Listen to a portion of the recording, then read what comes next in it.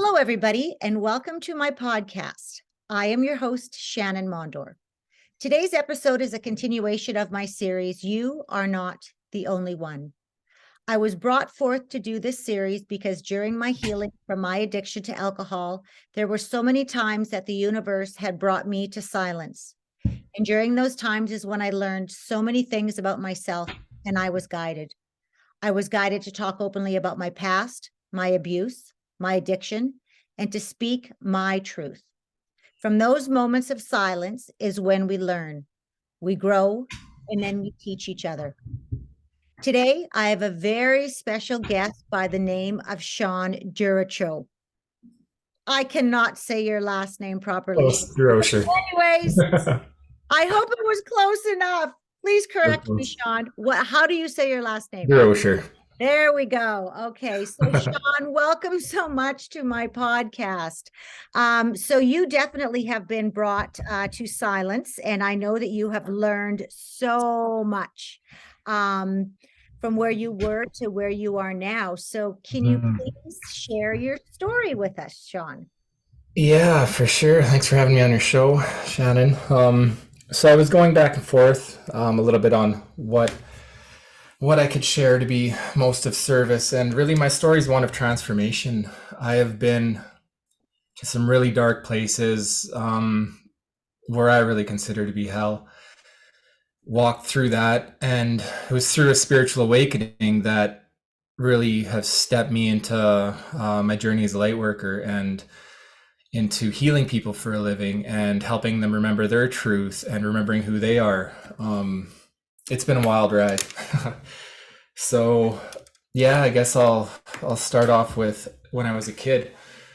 My earliest memories, I guess, were having really wild dreams. I was really open as a kid. I wouldn't say I was awake, but I was open. I used to, in Sunday school, I remember hearing about the Bible, and I always thought that has to be an alien. These stories they were telling, I was just open to these ideas. I saw a spirit ever since I was a kid. I spent my whole life catching glimpses of spirits out of the corner of my eye and convincing myself I didn't see that. I would move from house to house, always hoping the next one wasn't haunted, but wasn't until the last maybe 5 years I realized that I can see things not everybody can. So that's helped me step in my work as a psychic. But so in my younger years, I grew up with a lot. My mom had me really young, so she was still in her party stages. So I grew up around a lot of partying. There's a lot of addiction in my family. I think it was ancestral, just passed down. It was normal to drink. And then I lost a brother early on. I was about 5, and I think that might have fueled my mom's partying after that. So there was quite a bit of partying going on. As I got to about 9, 10, I started really rebelling as a kid. I remember being a really angry kid, and I don't know why, but I was just angry. I was getting in fights at school, beating kids up, and starting to steal things. And I remember I started smoking early, like 9, and drinking my first beer around then. It was just, I was out of control. My mom couldn't handle me anymore. She told me to go live with my dad. So I did. I was about 10 years old then, and my dad was total. He was amazing. He taught me tons, but he was pretty strict, so I didn't get away with much.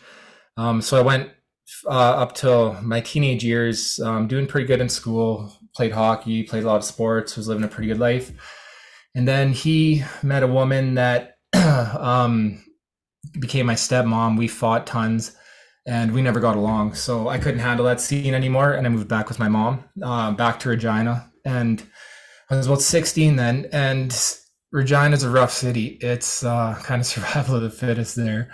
And I ended up getting into a lot of trouble. That was my grade 11 year. I didn't go to school much.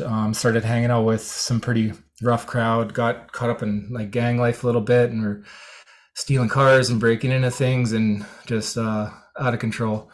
I was in and out of jail a lot then, and finally realized that I didn't want my life to be like this. So I ended up getting out of Regina, moving back with my dad, and then I worked for him. He owned a really successful stucco company. I worked for him coming out of high school. Actually, right out of high school, when I was 18, that was my first introduction to hard drugs and the rave scene, and I ended up having an addiction for about a year, going to raves and being really addicted to some different hard drugs. And then I ended up quitting. That only lasted about a year, maybe two. Quitting for a girl, first love, and then I got straight for a while. Well, for a lot of years. I ended up going back to work for my dad, and he was training me to take over his company. He was ready to retire, so I was going to be like early 20s. I was going to be making like 300-400 grand a year. I figured my life was set. That was my future. I had it all planned out. And then one day, probably a year before I was going to take over his company, my dad got in a motorcycle accident. And sorry, I got to have a drink here. He got in a motorcycle accident, and my life changed overnight. We almost lost him. He's still handicapped, and this was quite a few years ago now. He had pretty serious brain damage, had a stroke. We almost pulled the plug. That was actually my first. I was in the hospital. We were making the hard decision to pull the plug or not. And I was in the chapel, bawling my eyes out, praying to God, and not even really 100% if there was a God. I was raised to think there wasn't. I knew there were spirits, but I didn't know. But all of a sudden, this wave of it's going to be okay, like this undeniable wave of love, and it was so undeniable. It was like an angel came and hugged me and said it was going to be okay. And it shook me, and it was like, wow, it was like, there is something bigger here. And then went back and talked to my dad, and we ended up having a moment, and he cried. It was the first reaction he had, and then we ended up not pulling the plug. And but then the coming months, I tried to run his company for him, and me and that same stepmom I never got along with too well. We were butting heads like crazy, and she ended up selling the company, which at that time I thought was my whole future gone. And I took that really hard between that and my dad struggling to learn how to re-walk and talk and all that again. I fell into deep drug addiction again. And that lasted for a few years. This time I ended up out of control in Calgary. And I called my mom because I didn't know what to do. I called her for help, and she came and picked me up, took me back to Regina with my family. And I kind of went through some addiction there for a while, and then ended up having a daughter, and realized my life needs to change. I can't bring a kid into this world as a drug addict and not living a healthy life. So at that point, I decided to go back to work and started a stucco business. And over the next probably 8-9 years, I was super successful. I had grown one of the largest stucco companies in Regina. We had about 15 employees at our peak. And the first few years of that, I was sober, just working really hard to build this business, and everything was going amazing. And then I slowly started slipping back into addiction. It's kind of been a theme a lot in my life. I was a really high functioning addict for a long time. I would drink and party, and I had grown my company big enough that it kind of ran itself. So I just had to get to work, and I was just partying out of control. But in society's eyes, I was successful because I had money in the bank, and so that went on for about 9 years or something. And then just before I turned 30, I got in a motorcycle accident, and I got introduced to opiates, and that was the start of. I had never considered that or anything, but I just fell in love. There was opiates took all the pain, all this trauma that I didn't even really know I had. It numbed everything. What were your drugs prior to that? Was it cocaine? There was a little bit of everything. In my early 18s, it was ecstasy. Then turned into cocaine. Then a little bit of crack cocaine. And then you were mixing alcohol with all of this too? Alcohol. Yeah. And then you went to the opiates. Okay. Yeah. And then the opiates. Yeah. And so I got introduced to the opiates in the hospital. I had shattered my collarbone really bad, and they put steel in my arm. And then, things kind of went downhill. I lost all ambition, all motivation. to run my business. My guys would be knocking to go to work, and I just didn't answer the door. I was too busy getting high, and so my company started to fall apart. And I started to fall back in old habits, and I started selling drugs to support my habit. And from there, I decided to, things just got out of control. They really fell apart and things got dark. I decided to move to Kelowna to straighten out my life. And my brother was living out here at the time, and I visited him out, and it was just a really beautiful city. And I figured it was a fresh start. So we moved out here. I was with my son and his mom at the time. I had a son in the middle of all this, just about a year and a half after my daughter. So we moved out to Kelowna, and then I started a new company. Started doing really well, started to have employees again, and then I slipped on some ice going to work one day and broke my collarbone again, and I was back on the pain pills. And I tried so hard to get off those, but I was right back on them. And as soon as those were back in my body, it was that addiction just took a hold of me again. And I just picked up a big contract, and I was going to lose it if I didn't finish the job. So I decided to make the decision to do enough pain pills to do stucco with a broken collarbone, which I pulled off. I finished the job. I did that for about a month, but after the month, I had a serious drug addiction, and yeah, it was terrible. It was really downhill after that. It was crazy though, because as things started to fall apart, I had the most random spiritual awakening one night. I was really in the depths of some heavy heroin addiction, and my world really revolved around drug use. At that time, even meth came into my life a little bit, and it was just out of control. But something out of nowhere, it was like just one night a light went on, and all of a sudden I'm like, I need to start meditating. I don't even know where this thought came from. It had to been my spirit guides. I don't know, but it was, I knew I had to meditate, and I started looking up like Joe Dispenza and Abraham Hicks and Bruce Lipton and Greg Braden, all these amazing teachers. And I was like just fascinated with what they had to share. And I was at a point in my life with such heavy drug use that I would spend my whole day looking for drugs. And if I was lucky, at the end of the day, I would have a couple hours for something else. It was like, it just consumed my whole life. And meditation was the only piece I found in the whole day. It was like, I felt like I felt a feeling I've never felt before. And it was connecting. Now I know it was connecting with my own spirit. That was the peace in the chaos. It was, yeah, it was powerful.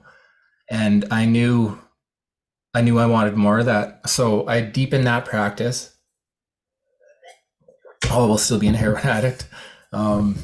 I started learning how to do things like astral travel. The times I could leave my body, I was really scared of what I saw, because there'd be dark beings everywhere. Over the next year, I continued to be a spiritual heroin addict. But I started seeing darker and darker beings. They would be in my house. I would see them walking through walls. I would have a door closed, and I would see feet come up to the door. And then I would open the door, no one is there. I'd close it, the feet would turn away. I would see dark shadows walk into my kids' room. Can I ask you something, Sean? Mm-hmm. How do you know whether it was a hallucination or not? What was Because because I'm sure my audience members are probably thinking the same thing. yeah. If you're a heroin addict, they're Heroin, you don't really hallucinate on heroin. I mean, on meth, if you're up for days, you'll hallucinate. But that's not something. I would sleep every day. I was always kind of as functioning, I guess, as you could be. It's just something I know that it wasn't a hallucination. And I'm sure there was times where maybe I could have been borderlining on it, but a lot of it, I know, because I've saw these things ever since I was a kid.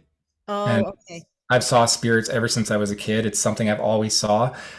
And When you say spirit, describe that to us?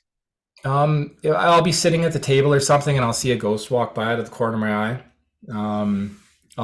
That's the most common thing, is I'll just randomly see a ghost walk by.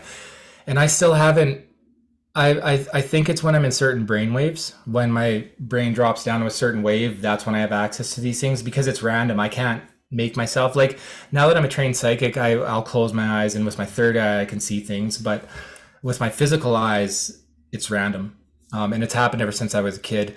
I would hear things walking around houses. I would, um, yeah, I've just saw lots of physical things. I've had encounters with angels where I've saw physical angels. Like it's so that's how I know it was an hallucination because I've saw these things all my life. And what I've came to realize now is my vibration was so low then that I was seeing darker and darker beings. I didn't understand that then. But the more I started learning about spirituality, I started to realize like that's what's happening and I need to raise my vibration. I need to get sober. And yeah, I just didn't want that life anymore. But my addiction was so big that it was a big monster by then. I couldn't just quit. It's amazing once you understand vibrations Yeah. that people with addictions are all low vibration people. Yeah. And That's and been and once they learn how to raise their vibration, that's where they can rid their addiction. yeah, that's exactly my biggest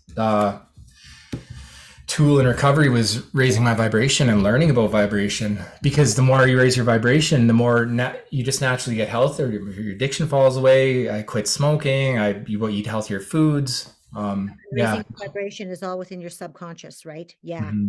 that's totally amazing. Yeah.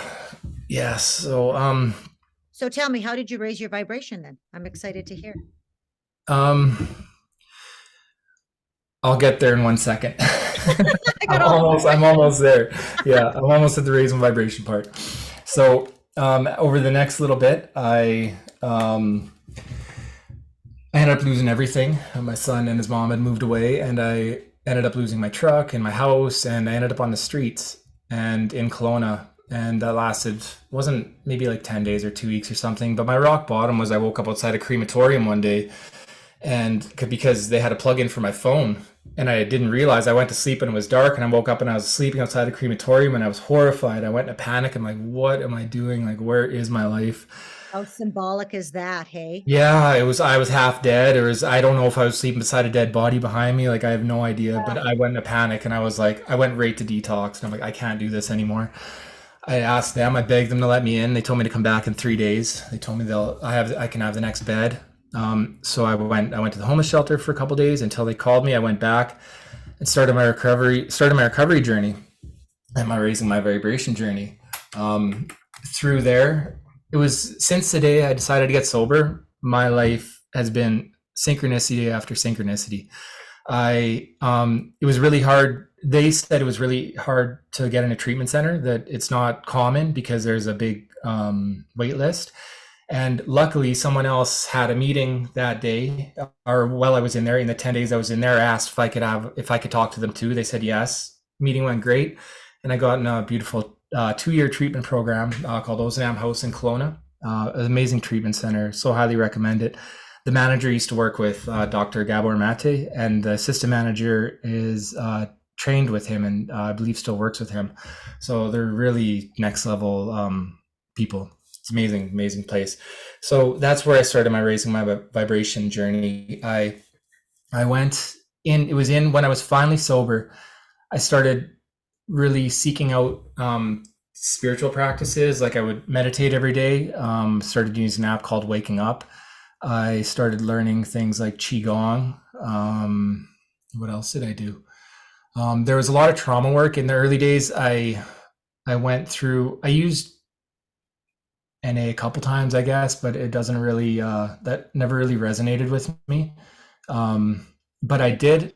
Yeah, you and I had a good talk about like, 'cause Yeah, there. AA didn't work for me. I Yeah, went probably a handful of times and it's like, no, this was not my direction. yeah. It wasn't the tool I wanted or that I needed in my toolbox, right? Yeah, well, as far as we had the conversation, but it keeps people sick. Like, oh, it doesn't keep people sick, but you should be able to transcend your addiction. Right. Um, and so there was a time and place for A. Like, I went and it helped me with a couple cravings, but the biggest thing with that is I found a sponsor and I went through the steps, And in your healing journey, digging up those traumas and looking at them, I've never done that before.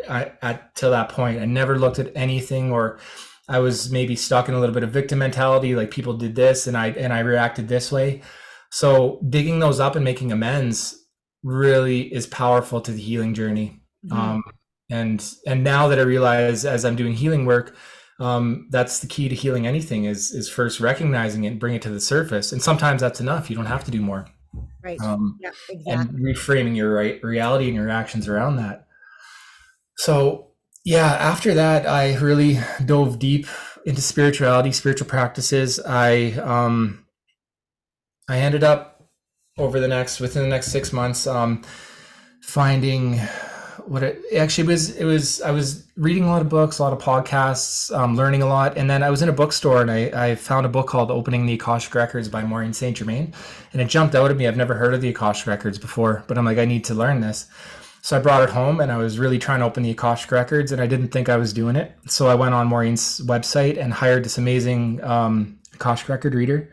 Name's Kristen Kalla, but she gave me the most life changing reading ever. It spoke so much deep truth to me. It was like there was something inside that touched me so deeply about this reading. She reminded me, this was when I was still battling with heroin cravings and stuff. And she reminded me that I came here to be a healer, that I had these psychic abilities. My hands are powerful with healing, to look into things like Reiki, and things like reminded me that I was a light worker and a star seed and all these things that really just spoke deeply to me that I had no idea even what they were. But as I looked them up, I was like, wow, like this reading was, I don't know, um, I don't even know how long ago now, years ago anyway. And every single thing in this reading has came true. It was just so deeply moving. And it's the reason why I read the Akashic Records for people now. And at the end of the reading too, she was like, I never told her I was trying to open the records. And she's like, the record keepers hear you and they're connecting with you, but you give up too easy. She's like, you can open the records for yourself and for others. This is part of your path too. And then it was cool. She mentioned, told me that my life was about to become really synchronistic. There was going to be teachers starting to come into my life, which is exactly what happened. I found my Reiki teacher, and I've taken tons of classes through him. Became a Reiki master and tons of meditation courses, and I'm currently in a psychic development course. He's just been amazing, amazing teacher for me. I was watching Gaia one day, and there was a psychic named Lauren Cielo, and I really liked him, and I looked his work up, and there was another psychic named Crystal Heineman, and I emailed them and told them a bit of my story, and asked. They mentioned they were giving away a free reading, and so I asked them for it. And Crystal gets back to me, and she's like, "I never do this, but I feel called to give you my psychic development course for free." She's like, "I see this is your path, and I want to help you along." And I was just looking at this course a few days before, and it was way more money than I could afford. I didn't have much money then. So I was like, wow, I'd never considered being a psychic. But my auntie's a psychic, and it actually, now that I know that it runs in my family, I found that would have been helpful to know as a kid, seeing spirit. But yeah, so I've been training with her for a few years also. The synchronicities like that, it's been amazing. I've met different people locally here that have just been teachers and mentors and welcomed me into their circle, and it's been wild. It's been such a wild ride. Um, yeah, it was so yeah, in that treatment center, that's I spent about 2 years there really digging deep into who I was and finding out who I was and doing a lot of trauma work and really following my bliss and following the next thing that lights me up. And that led me to the work I do now. I started my healing business there. And I actually started it to do practice readings for Crystal's class, and it just started to take off. And yeah, now I'm busier than I can handle sometimes. Um, it's been wild. So looking back at your whole journey that you've gone through, what is it that you feel the most that you've learned about yourself?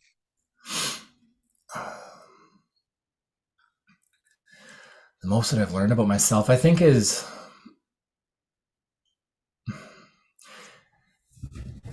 that we're all, I think this is something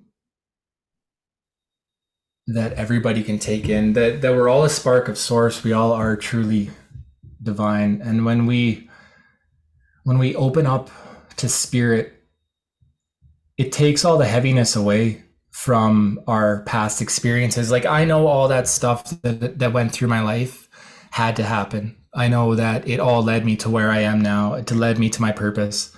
And um Like I kind yeah, of look at my past experiences and I think to myself, like, wow, for all that I went through, this happened for a reason. yeah, It happened for a reason. And once I think that way, like my shame, my guilt, all of that is gone, right? mhm, Because it makes it so much worth it because of where the direction I am, where I was from then up yeah, until now. Like so many people back then thought I had it all together. Oh God, so far from it. And I don't know if it was like that with but people mhm, would look at me and, they'd be like, oh yeah, she's got her shit together and whatever. Oh man, I was a mess. That's why I became addicted to alcohol. But, I learned so much and I don't regret any experience whatsoever because I learned. It would be different if I didn't learn from it, right? But I learned so much from it and I embrace that. yeah. That takes all the heaviness out of it, all the shame, all the regret. I know when I first got sober, I was so scared to share my story, and I felt so much shame and regret around it. And I don't anymore. I know it was all part of my path, and it needed to happen.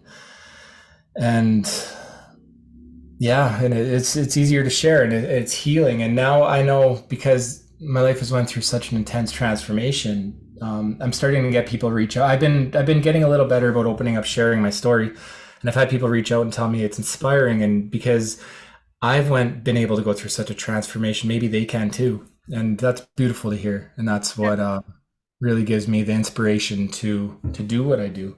yeah, And absolutely. going back to your note about people thinking he had it all together, I totally, when I was running my stucco company, and uh, by society's means doing well, I totally, on the outside, I looked like I was doing amazing. I had all the fancy things and all the money and all that stuff, but inside I was dying inside, and I was lonely, and I hated myself. And it was usually because I was hungover and I was coming off drugs, but I was like, and the only time I was feeling good is if I was drinking or partying, or so it was just a gross cycle. And society's view of normal is pretty twisted. You know It's what? getting, I agree with you 100%. Like what's normal is not normal. In yeah. my world anyways. Do you know what I mean? Mhm. But that's because of the clarity that I've got now because of all the things that I've gone through. Especially with when we're pushing alcohol for whatever we do, and it's such in reality, we live in such a negative environment that we don't even realize it because we have become so susceptible to it, between social media, our podcasts, like, television, like absolutely everything. There is underlying negativity. And so it's all normalized. And in that normalization is also alcohol, drugs, all of it, right? And it's once you step back, once you have a clear mind, once you have self-awareness, you look at life totally, totally different. Mhm. Yeah. Yeah, and that's the part, is one of the biggest things about, I think, spiritual awakening is so powerful too, because, like, even for example, before this interview, I notice when I'm coming from my body self, my ego self, my 3D self, yeah, there's a lot of anxiety and a lot of different emotions that come up. But when I tune into myself as spirit, um, everything just flows. And I did that before this interview or this podcast. I just tuned into spirit, and I was trying to figure out, like, what am I going to say? And I'm like, none of that. Just tune into spirit and just let it come through. And there's these flow states where you get, and it's beautiful, and it's life is so much more at ease. And with you saying the word anxiety, right? It's our ego that gets the anxiety. The ego is the one that is that anxiety is fear of the unknown. So that's Mhm. where the ego comes in, right? Fear of unknown. But when you said when you're in spirit, your spirit is in the present moment. So it's not looking towards the future. It's just enjoying itself at that point in time in the present Mhm. moment. So yeah, like that's amazing. That's absolutely, it's beautiful is what it is. Mhm. Yeah, it's life changing, and that's probably the biggest thing I see. It's beautiful to see the awakening humanity is going through right now. That's probably the biggest thing I see in psychic readings is people are losing everything that doesn't resonate with them. Everything that so many people are hearing this higher calling, feeling this higher calling, and they're losing relationships and jobs that doesn't align with their purpose. And if they're staying in them, they're getting uncomfortable or depression. So a lot of people are coming to me right now with that. They're looking for answers. They know they're here for something bigger, but they don't know what it is. Right. And there's COVID woke so many people up. It was yeah, it's wild. And I'm excited to see what the future holds for us. I think we're in for some pretty a few intense years here.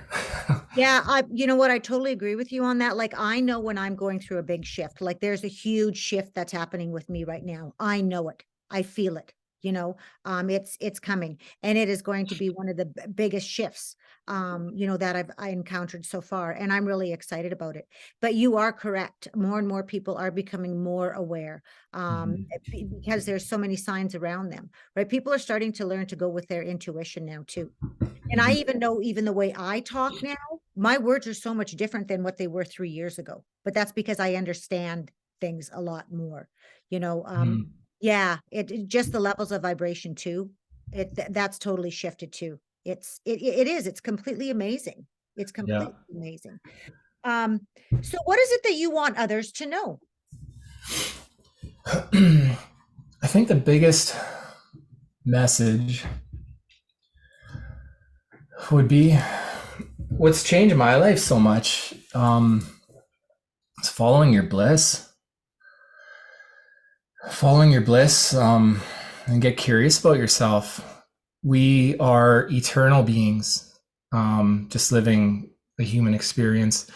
And we're many times we get caught up in our past experiences up until this point. We think that's who we are.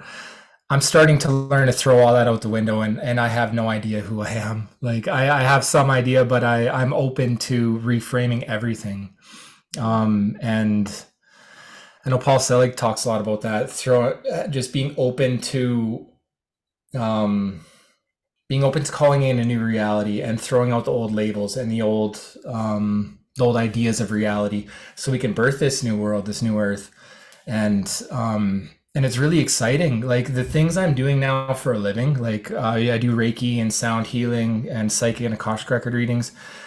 I never thought in a million years that was my path. I never thought I had these gifts. I never had any idea, and it was really getting curious and diving into some of these things. And it was I was always really interested in these things, but I never thought to follow them.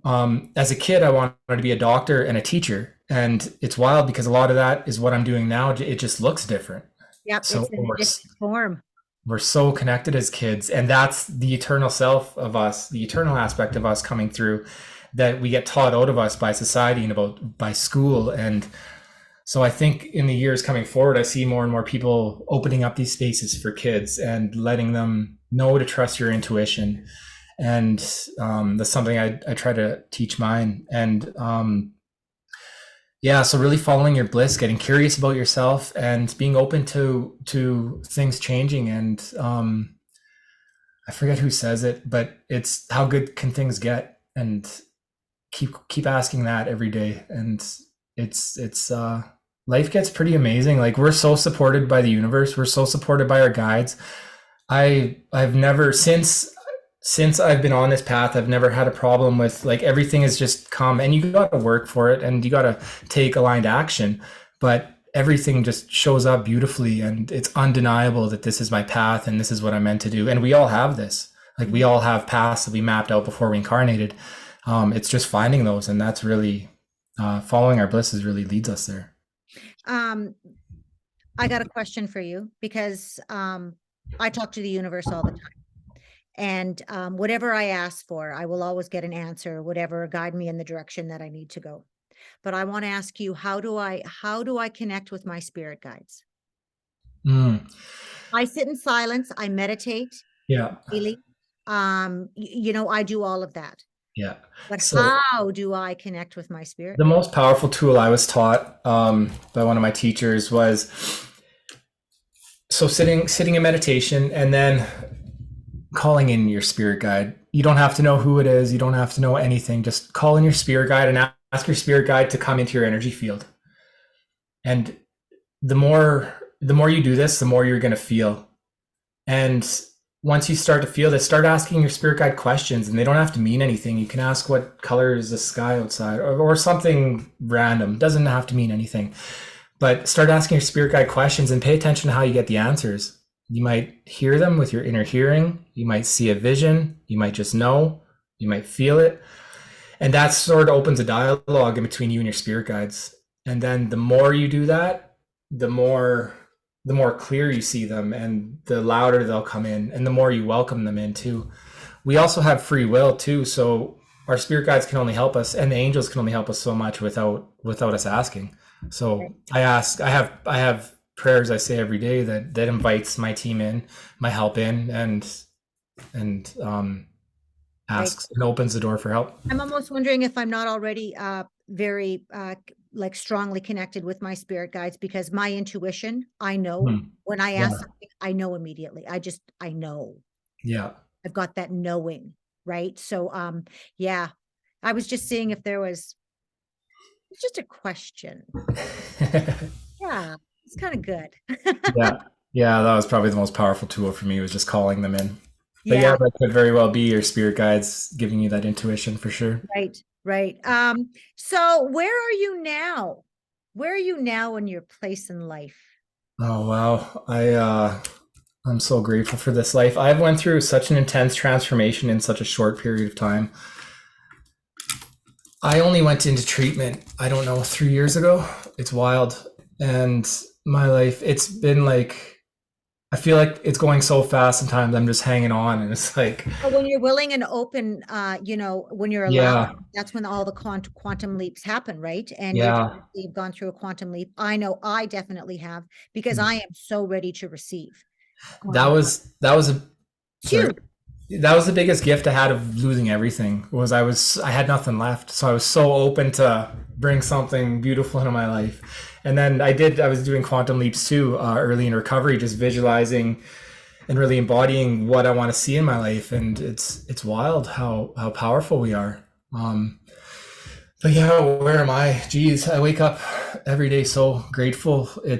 My heart is so open, and I'm just being more and more of service as much as I can.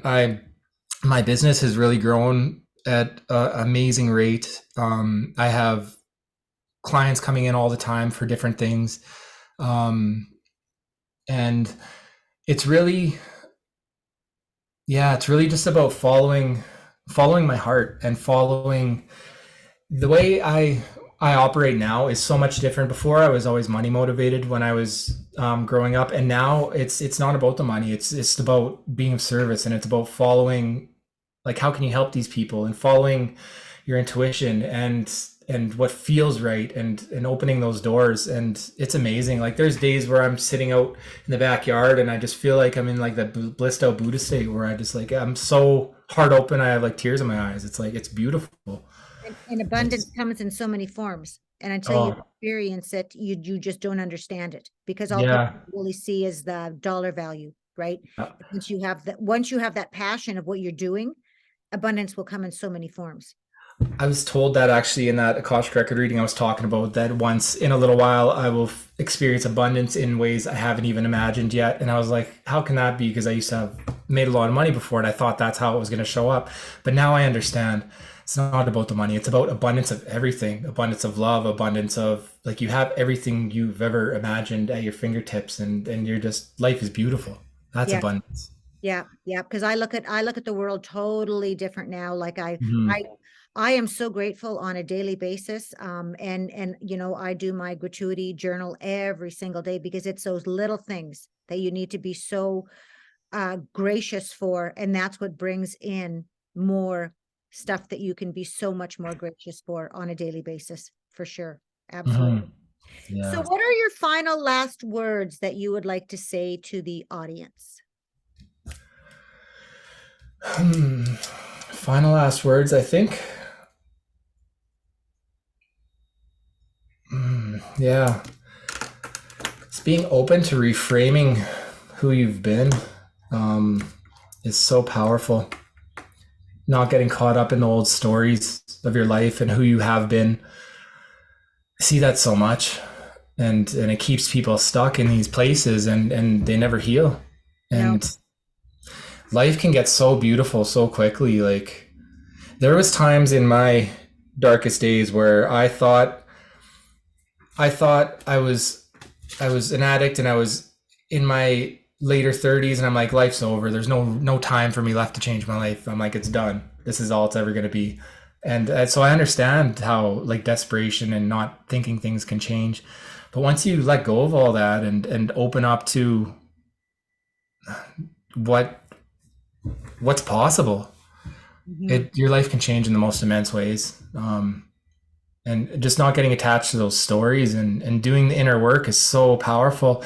Your inner world really is your outer world really is a reflection of your inner world. Like that's huge. And what one thing I want to say here is so many people out there have an addiction, like having an addiction to me now and looking around in society, people with addictions is normal. That's what's normal is people Hmm. with addictions. So if you and I, people like you and I start talking open and freely about having an addiction, we need to make that normal, right? So then people will easily come forth and want to heal from that, right? Because once I've been just like you where we were and then where we are now, you just look at life totally different. Like I would do anything to help somebody with an addiction, absolutely anything, because I know I've been there. You've been there, Hmm. and it's us coming forward and talking about it is what's going to change this world for sure. Yeah, definitely. I have a strong calling for that too. Another awareness I've had recently is when you're if you're trying to recover from an addiction, you need to put in as much effort into your recovery as you did into your addiction. And that's something I just did naturally. I went from spending all day looking for drugs to spending all day meditating and doing spiritual things. And it was just that's what I wanted to do. But I realized that's what it was for me. I was putting in that much effort, the opposite amount of effort. And that's really what it takes. Yeah. Can you imagine all the hours that you put in looking for drugs? Oh, it's Like ridiculous. you look back now, right? Or like say for me, all those hours that I put into drinking. Yeah. I was socializing with my drinking buddies, but I was putting time in for my drinking. Yeah. Now it doesn't even cross my mind. You know, Yeah. like I would have never thought to be going hiking or anything like that, like what I do now, spending quality time with my children, going to the movie theaters, going wherever. I would just want to sit with family members and drink because that's what we did. Yeah. And we called that family quality time. Are you kidding me? Like, no, not even close. My life is totally shifted. Your life is totally shifted, and it's all to the good, Hmm. you know? Yeah, I know my family was very similar. I think that's part of the reason why transformation can happen so quick too, is we spend so much time, wasting time drinking and whatever. But when you open up to putting in doing the work, like life can change really quickly, really life can get amazing really quickly. Hmm. Coming from nothing to being very happy in a short amount of time. if I didn't go through it myself, I wouldn't have thought it was possible. You know what? Exactly. And that's why we're here, and that's why we're talking, and that's why I've got a podcast, right? To share our experiences with everybody. For So, sure. question, Sean, if someone was to come to Kelowna, British Columbia, Canada, how would they get a hold of you? Yeah. So my main pages are social media. I'm on Facebook, New Earth Healing Center. Center is TER. I'm also on Instagrams underscore New Earth Healing Center underscore. You can email me at newearthhealingcenter@gmail.com. And I'm in the process of getting my website up and running. Yeah, those are the most ways. I also do some sound healing out of a local studio, Delta and Sound here in Summerland. Amazing studio. Do you My do, favorite place to do be. you do distance healing also? I do distance healing. Yeah, yeah. I all my psychic readings and Akashic record readings and Reiki sessions. The majority of the readings are over Zoom, so it's people from Okay, all around the world. Um, my Reiki sessions, I can do them distantly, and I also run a Vortex event, which is an online energy healing event that there's usually like 15, 20 energy healing practitioners that come on and heal the group together. It's amazing. It's open to everybody, and that's over Zoom too. perfect, perfect. And So those are on my social medias. just so all my listeners know, all of his information will be on the podcast notes, just to let you know. So if you're looking to get a hold of Sean, all you have to do is click down on my scroll down on the podcast, and you will see all the information there. So at this time, I would like to say thank you so much for being on my podcast and being a part of my journey. It was absolutely wonderful talking to you, Sean. Thank you for the opportunity to share my story. It was yeah, it was so fitting. We've got a lot in common. Yeah, definitely. We could talk for hours, that's for sure. Definitely. Well, For I sure. want to thank you so much for everything once again. Yeah, thank you for giving me the opportunity to share. Okay, have a good day. You too.